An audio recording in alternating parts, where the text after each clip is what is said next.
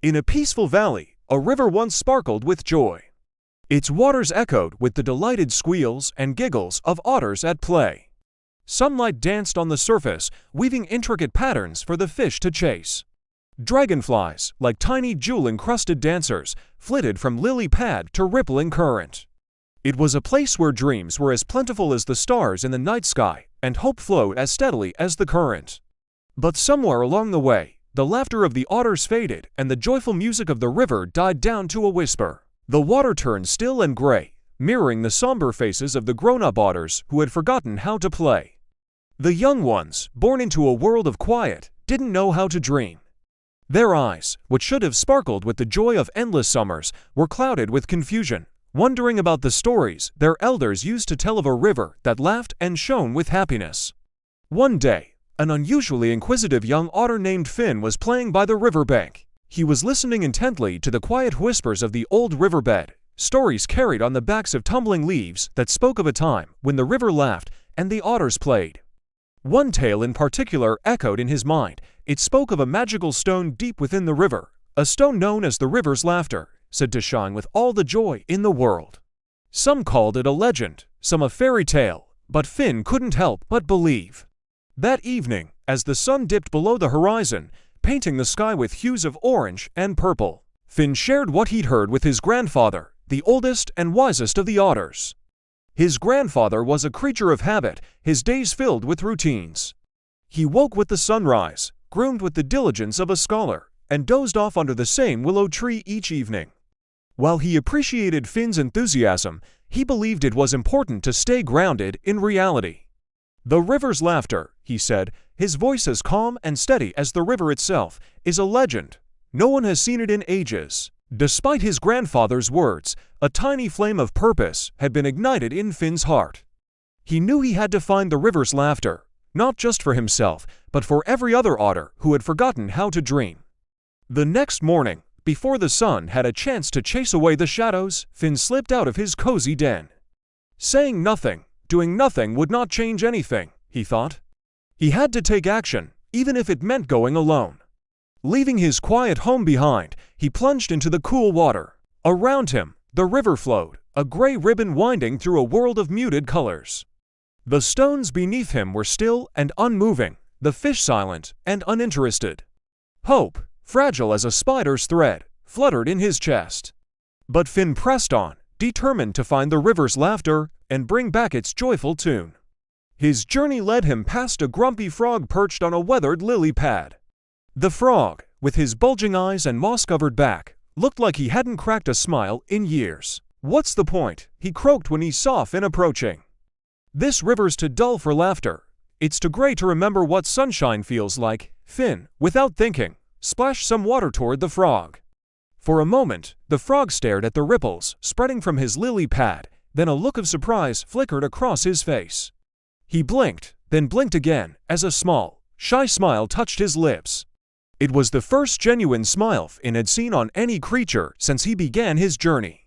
The slight upturn of the frog's mouth created a perfect, shimmering rainbow in the air. A little further downstream, Finn came upon a family of beavers hard at work building a dam. They were strong and purposeful, their teeth ablur as they gnawed through the thick branches and roots. But there was no joy in their work, no laughter or camaraderie. Seeing their grim determination, Finn couldn't resist. He began to juggle pebbles, a silly and graceful dance that mirrored the rhythm of the flowing water. At first, the beavers didn't notice, they were too focused on their task. But as Finn's pebble ballet flowed, the little beaver kits couldn't help themselves. Giggles bubbled up from their throats and echoed through the trees. Their mother, startled by the sudden sound, paused her work and joined in with a laugh. Their father, gruff but not unkind, shook his head with a smile tugging at his whiskers. As Finn continued his journey, he couldn't shake off the feeling that something was changing inside of him.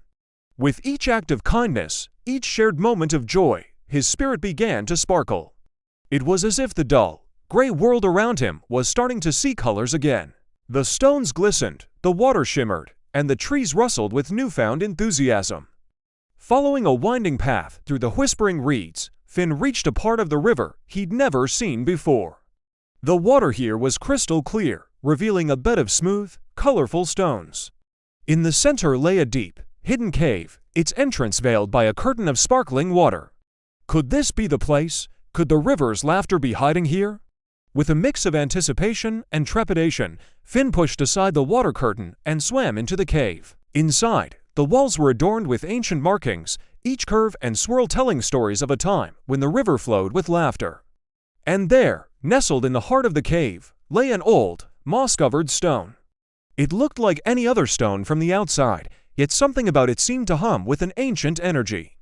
This must be it, he thought, the river's laughter. With trembling hands, Finn nudged the stone. Nothing happened. He prodded it again, harder this time. Still nothing. Disappointment washed over him, heavy and cold like the river on a winter's night. The stone was dull and lifeless, offering no sign of the joy it was supposed to hold. Tears welled up in Finn's eyes, blurring the already dim light of the cave. Maybe it was all just a story, he thought, a story his ancestors told to make sense of a senseless world. Maybe there was no laughter left in the river, no magic in the stone. As the realization hit him, he slumped beside the river's laughter, defeated and heartbroken. He looked around the cave, at the markings on the walls, at the silent, unmoving stone, and at his own reflection in the still water. That's when it hit him. He had been searching for the source of the river's laughter, trying to find joy in a stone that reflected it. He had journeyed all this way to find someone else's joy when the true magic lay within him all along. He thought of the frog, how he had brought a smile to its wrinkled face. He thought of the beavers, how he had reminded them what laughter sounded like.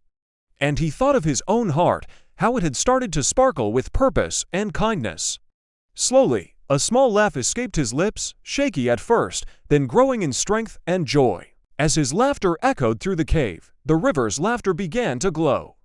At first, it was faint, like the first blush of dawn. Then it grew brighter, filling the cave with a warm, inviting light. The stone wasn't radiating its own joy. It was simply reflecting Finn's. When he emerged from the cave, blinking in the sudden brightness, the river's laughter was no longer needed.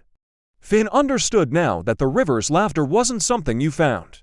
It's something you create, a ripple of joy that spreads from one heart to another. He took a deep breath, feeling the laughter bubbling up inside of him, and began to play.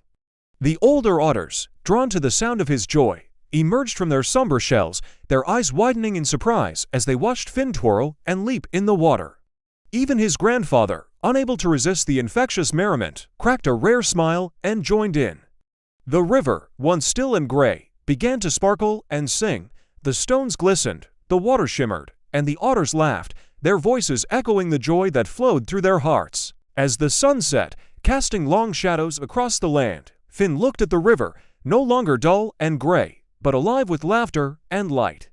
He had found the river's laughter, not in a stone, but in the shared moments of joy that bound them all together. And he knew that as long as there was kindness in their hearts, the river would forever flow with laughter. And that's all for today's story. If you enjoyed this whimsical adventure of Finn the Otter, don't forget to show your support. Your likes and shares help bring more enchanting tales to young and old. Until next time, may your days be filled with the joy of laughter and the magic of believing in the extraordinary.